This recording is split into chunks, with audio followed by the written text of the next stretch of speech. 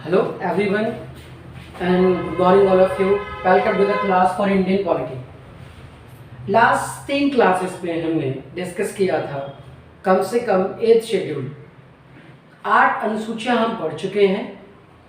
अब बची हैं आपकी 4 अनुसूचियां। अगर हम इंडियन शेड्यूल की बात करें तो सारे शेड्यूल जो है बहुत अच्छे नज़र आते हैं, कोई भी कंफ्यूजन नहीं है शेड्यूल में। लेकिन 9th शेड्यूल हमेशा कंफ्यूजन शेड्यूल रही। किसी भी स्टूडेंट्स को ये समझ में नहीं आया, क्योंकि हर कॉम्पिटेटिव एग्जाम में जॉइंट रिव्यू देने जाते हैं बीटीटी पॉलिटिकल साइंस के स्टूडेंट्स टीचिंग के लिए। 9th शेड्यूल से क्वेश्चन इसलिए पूछा जाता है क्योंकि ये कंफ्यूजन शेड्यूल है। इसको आज मैं क्लियर कर देता हूँ। कहता है ये अनुसूची भूमि सुधारों से संबंधित राज्य के कृत्यों व विनियमों से संबंधित है। अब ये भूमि सुधारों से संबंधित क्यों है?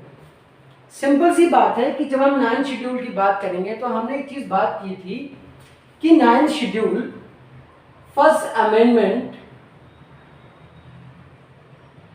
1951 के जरिए कुछ मौलिक अधिकारों को, सम फंडामेंटल राइट्स को, जो भूमि सुधारों से जुड़े हुए थे, ध्यान से सुनना क्लास, ध्यान से सुनना, कुछ मौलिक अधिकारों को 1951 में जो भूमि सुधारों से जुड़े हुए थे वो 9वीं अनुसूची में डाल दिए।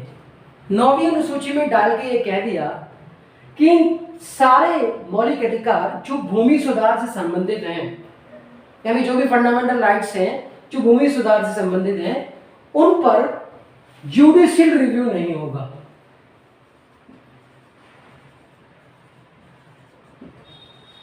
जुडिशियल रिव्यू मतलब न्यायिक पुनर्विलोकन की जांच नहीं होगी, यानी उस पर कुछ भी नहीं हो सकता। तो इसलिए जोड़ा गया। अच्छा, सवाल ये उठता है कि भूमि सुधार से संबंधित क्या चीज है, कौन से मौलिक अधिकारों की बात हो रही है? एक चीज याद रखना, 1973 में इंदिरा गांधी की गवर्नमेंट है और इस गवर्नमेंट ने इन 1973 में फर्स्ट अमेंडमेंट करके 9वीं अनुसूची में ये भूमि सुधार संबंधी कानून डाल दिए। भूमि सुधार संबंधित कानूनों के खिलाफ न्यायिक जांच नहीं हो सकती। ये इंदिरा की गवर्नमेंट ने कहा था 1973 में, जुडिशियल रिव्यू नहीं हो सकता। इसलिए हमेशा याद रखना कि 9th शेड्यूल को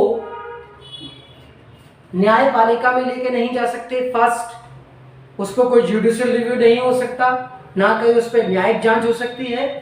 सवाल उठता है कि क्या इसके चीजों को ओपन किया गया 2007 में। 2007 the government of UPA government थी 2007 में।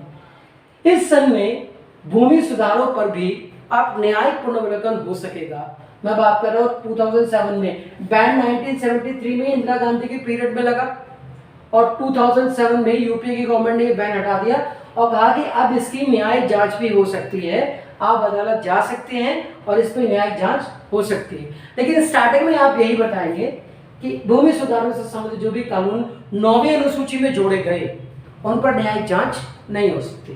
10th शेड्यूल की बात करेंगे। इन अनुसूची में दल बदल विरुद्ध कानून की प्रक्रिया बन गई। क्या होता था कि बहुत सारी राजनीतिक पार्टियां थी, बहुत सारे लोग थे। 1983 में एक आया राम गया राम, बड़ा जुमला प्रसिद्ध हुआ आया राम गया राम का। गया लाल जी एक पार्टी से दूसरी पार्टी में, दूसरी पार्टी से तीसरी पार्टी में और जाते रहे आते रहे। तो उसको देखते हुए 1985 में स्टार्टिंग क्लास में मैंने आपको बताया भी था, दल बदल पे एक कानून बना दिया कि आप ज्यादा पार्टी नहीं बदलेंगे, यानी इधर से उधर नहीं जाएंगे। लेकिन वर्तमान की राजनीति में आप देखते हैं कि इस अनुसूची का खुलेआम उल्लंघन होता है। आज सत्ता में बीजेपी है तो लोग बीजेपी पार्टी में शामिल हो जाते हैं, सत्ता में जो होगा तो उस पर शामिल हो जाएंगे। अगर इस अनुसूची का, 10वीं अनुसूची का आज राजनीतिक पार्टियां उल्लंघन कर रही हैं तो वो अनुसूची का उल्लंघन नहीं कर रही हैं, संविधान का उल्लंघन कर रही हैं। 11th शेड्यूल की बात हमने पहले भी बताई थी, दोबारा आपको बताता हूँ। 11th शेड्यूल पंचायतों के बारे में है। पंचायतों, उसके कार्य, उसके उल्लेख, 73rd अमेंडमेंट है ये। और भाग 9, यानी 3 चीजें इसमें ऐड हो गई। पंचायतों में 3 चीजें ऐड हो रही है, ध्यान से सुना क्लास। पंचायतों के बारे में इसके अंदर उल्लेख है, 11वीं अनुसूची जोड़ी गई, 73वां संविधान संशोधन अधिनियम है, भाग 9 जोड़ा गया। 12th शेड्यूल में आप देखना 74वां अमेंडमेंट है, 74th अमेंडमेंट है और भाग 9 का यानी 2 पार्ट। यहां भी वही सेम चीज है, इसमें नगर पालिका के बारे में उल्लेख है, यानी अर्बन एरियाज में 12th शेड्यूल नगर पालिका, 74th अमेंडमेंट जोड़ा गया, भाग 9 का जोड़ा गया, इसमें भाग 9 जोड़ा गया। आप ये देखते हैं कि 9th शेड्यूल के बारे में भूमि सुधार संबंधी कानून पर न्यायिक जांच नहीं होगी, 2007 में इसे ओपन किया था। 10th शेड्यूल में दल बदल पर कानून बना दिया गया कि कोई भी राजनीतिक दल का जो नेता होगा वो दल बदल ज़्यादा नहीं करेगा, पर वो मानते नहीं है क्योंकि राजनीतिक नेता है वो किसी की सुनते ही नहीं है। सत्ता में अगर आपके पास पावर हो, आपके पास पावर ना हो तो आप भी लेफ्ट नहीं। Example Jyotiraj Scindia. Jyotiraj Scindia was a leader for Congress party in MP. उसके बाद क्या हुआ कि अगर पार्टी बन के बीजेपी की, ज्योतिराज सिंधिया बीजेपी में चले गए और वहां पे आज वाइस चीफ मिनिस्टर हैं वो मध्य प्रदेश के। और यहाँ किसी को मालूम है जो राजनीति के बारे में जानता है, तो 10th शेड्यूल का तो राजनीतिक नेता ऐसे खींचातानी करते हैं ना, पूरी तरह से बर्बाद कर दिया इस पूरे 10th शेड्यूल को, क्या फिर निरोधक कानून इस पर बनाया गया। 11th शेड्यूल पंचायतों के बारे में उल्लेख है, 73rd अमेंडमेंट भाग 9, 11th शेड्यूल, और ये नगर पालिका के बारे में।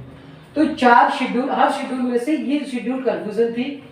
इसके बारे में अगर और भी आपको नॉलेज है तो सिंपल सी एक बार और बता दूं, भूमि सुधार कानून थे।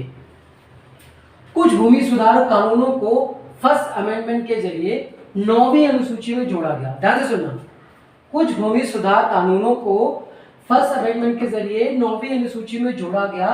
जोड़ने के बाद इंदिरा गवर्नमेंट ने कहा कि अब इस पर कोई न्यायिक जांच नहीं होगी 1973 में।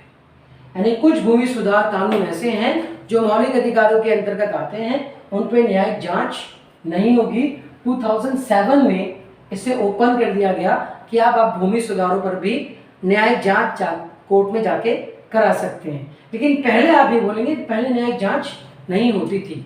अगर इन 4 अनुसूचियों के बारे में और भी जानना है तो नीचे कमेंट बॉक्स में कमेंट करें। Okay, please like, comment and share, also subscribe.